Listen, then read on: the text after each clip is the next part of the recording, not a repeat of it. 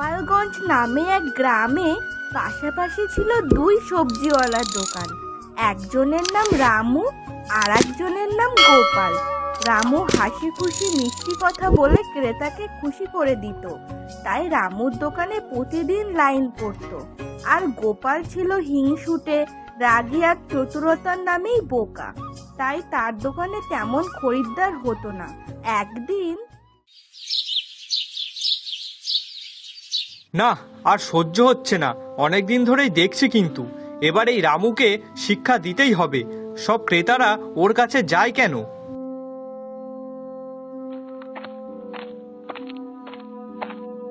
রামু, তোর কি আর কোনো কাজ নেই? এক তো তুই আমার দেখে দেখে সব সবজি আনবি, আর তারপরে আবার বাজারে সব লোকজনকে কি বশ করে রেখেছিস? একটা লোকও আমার দোকানে সবজি কিনতে আসে না, আর এই সব হচ্ছে সব তোর জন্য।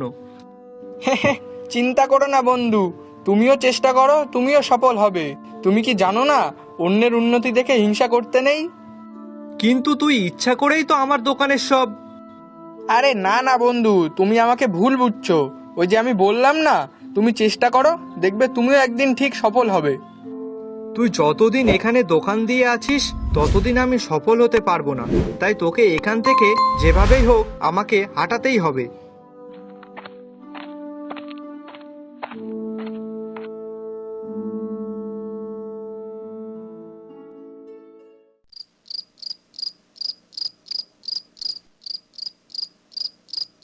কি গো, কি হয়েছে? তোমাকে এত চিন্তিত দেখাচ্ছে কেন? আর বলো না গিন্নি, ওই রামু বেটাটার জন্য আমার ব্যবসা লাটে উঠেছে। প্রত্যেকদিন সব লোক ওর কাছ থেকেই সবজি কিনবে, কেউ ফিরেও তাকায় না আমার দিকে। এখন ওই রামুটাকে কি করে জব্দ করব তাই ভাবছি। ও আচ্ছা, এই ব্যাপার। হ্যাঁ গো গিন্নি। আচ্ছা শোনো তাহলে, আমি যা বলছি তাই করবে।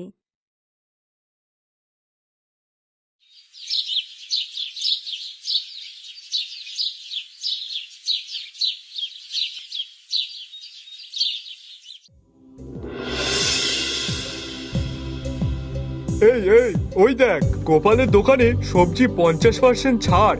চল চল, শিগগিরই ওখানেই চল। হ্যাঁ হ্যাঁ, চলো সবাই।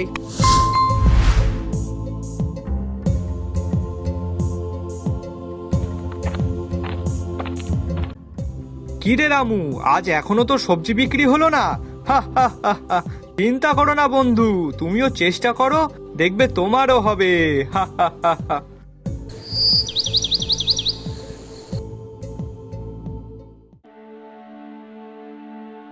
ছি দাদা, আপনি সবজি 50% ছাড় দিয়ে পচা সবজি বিক্রি করছেন?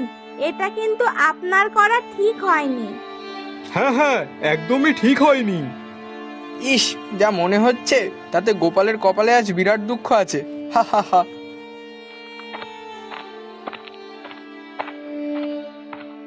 কি গো, কি হয়েছে?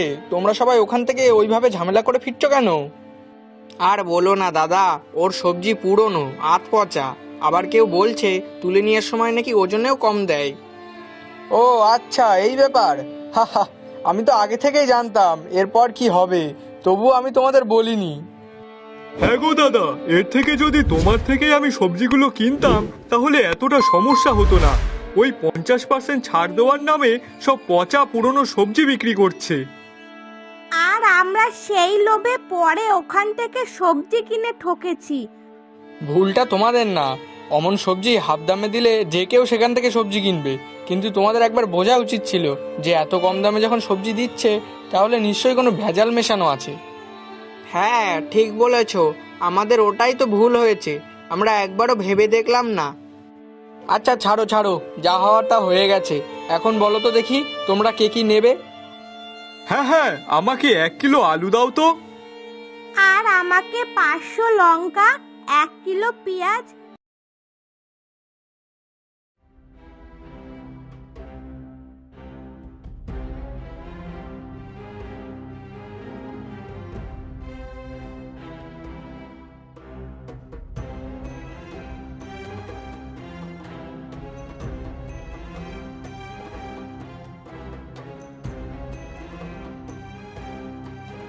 তুই তো আজ ছাড় দিসনি, তবুও সবাই তোর কাছে কেন?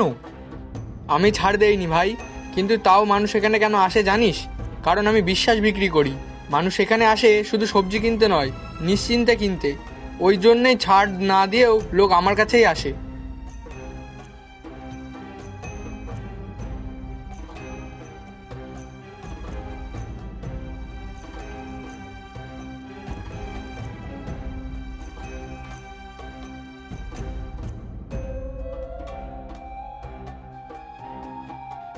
গিন্নি, আমাকে একটু জল দাও তো আগে।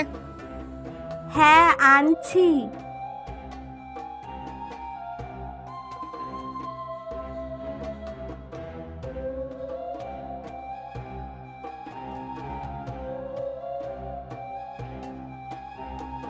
কি গো, কি হয়েছে? মাথা এত গরম কেন? আচ্ছা, মাথাটা একটু ঠান্ডা করো। আর কি হয়েছে সেটা আগে বলো। ওই রামুটাকে যতদিন না জব্দ করতে পারছি ততদিন আমার মাথা ঠান্ডা হবে না। কেন? আবার কি হলো?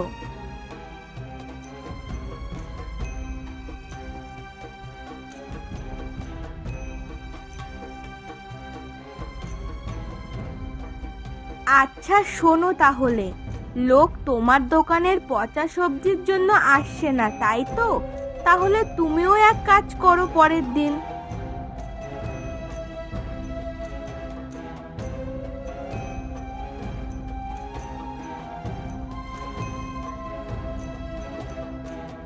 বাহ গিন্নি, বেশ ভালো একটা বুদ্ধি দিয়েছো।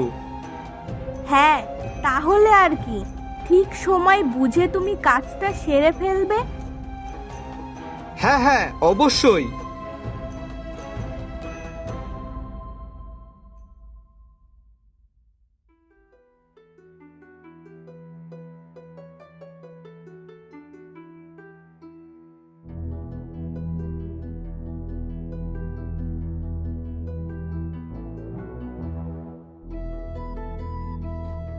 কি গো রামু দাদা, তুমি কিছু বলবে না?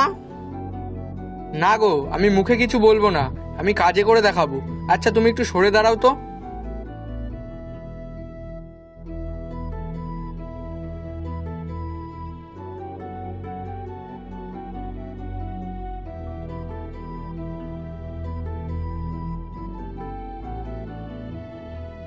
কি গো দাদা, আজকে হঠাৎ বিনামূল্যে? হ্যাঁ, আজ টমেটোগুলো একটু পচা আছে তো, তাই বিনামূল্যেই। সে কি? তাহলে তুমি পচা টমেটো বিক্রি বা করছো কেন? আরে এইসব ওই গোপালের কাণ্ড, আমি নিজে চোখে দেখেছি। ছি ছি, গোপাল এই কাজ করেছে? না না, এবার থেকে ওর দোকানে আর মোটেই যাওয়া যাবে না। গ্রামবাসীরা সবাই বুঝে গেল কে আসলে দোষী, আর তাই সেদিন থেকে গোপালের দোকানে কেউ যায় না এবং সবাই তাকে এড়িয়ে চলে। যার ফলে কিছুদিন গোপাল খুবই হতাশ ছিল, আর একদিন সে নিজের ভুল বুঝতে পারে।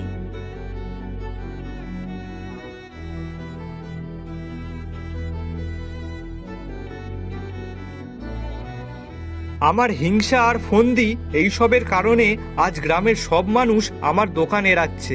না, এইভাবে আর চলা যায় না। আমার সত্যিই এমন কাজ করা উচিত হয়নি। আমি সত্যিই ভুল করেছি। রামুর মতো বুদ্ধি আর সততা আমার নেই। এখন কি করা যায়? না না, আমি আজই রামুর কাছে গিয়ে ক্ষমা চাইবো।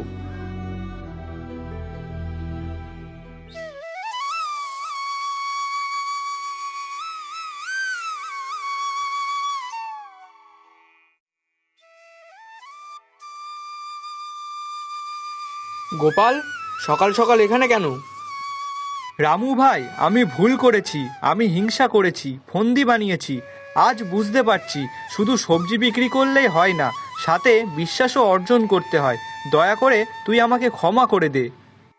গোপাল, ক্ষমা সবসময় করা যায়, কিন্তু মানুষ প্রতারিত করলে তার বিশ্বাস হারায়, আর বিশ্বাস পুনঃপ্রতিষ্ঠা করা খুব কঠিন। তবে হ্যাঁ, তুই চাইলে সব ক্রেতাদের মন আবার জয় করতে পারিস। তার জন্য আমি একটা ছোট টিপসও দিতে পারি। কি টিপস বল? তবে শোন, প্রথমে তুই তোর পচা টমেটোর ফন্দি বন্ধ কর, গ্রাহকদের সাথে সদয় হ, মজার কথা বল, কিন্তু কখনো কাউকে ঠকাস না। আর দিন শেষে নিজেকে প্রশ্ন কর, আমি কি আজকে কাউর ভালো করেছি নাকি কাউকে ঠকালাম? ঠিক বলেছিস রামু, আমি আজ থেকেই এটা চেষ্টা করব। এরপর গোপাল দোকান খোলার নতুন নিয়ম তৈরি করলো। সব সবজি তাজা রাখবে, সবার সাথে ভদ্রতা করবে, আর বিশেষ করে রামুর কাছ থেকে বুদ্ধি শিখবে। আর দুদিনের মধ্যেই গোপালের দোকানেও মানুষ আসতে শুরু করলো। কিন্তু এবার তারা শুধু সবজি কেনার জন্য নয়, গোপালের হাসি আর ভালো আচরণ দেখেও আসতো। হিংসা আর ফন্দি যে কখনো স্থায়ী হয় না, তা তোমাকে দেখেই বোঝা যায় গোপাল। ঠিক বলেছ, সত্যি বুদ্ধি আর সততা সবসময় জয়ী হয়। দেখলেই বোঝা যায় যে মানুষ বুদ্ধি দিয়ে শিখতে চায়, সে নিজের ব্যবসা ও জীবন উন্নতি করে। গোপাল, সত্যি তুই ঠিক পথেই এগোচ্ছিস। আর সেই দিন থেকে রামু আর গোপাল শুধু সদরি সবজিওয়ালা নয়, গ্রামে বুদ্ধি আর সদয়তার প্রতীক হয়ে গেল। বন্ধুরা, তাহলে আমরা আজকের গল্প থেকে শিখলাম বুদ্ধি আর সততা এই দুইয়ে মেলে সাফল্য। হিংসা শুধু দোকান নয়, মানুষকেও পচিয়ে ফেলে।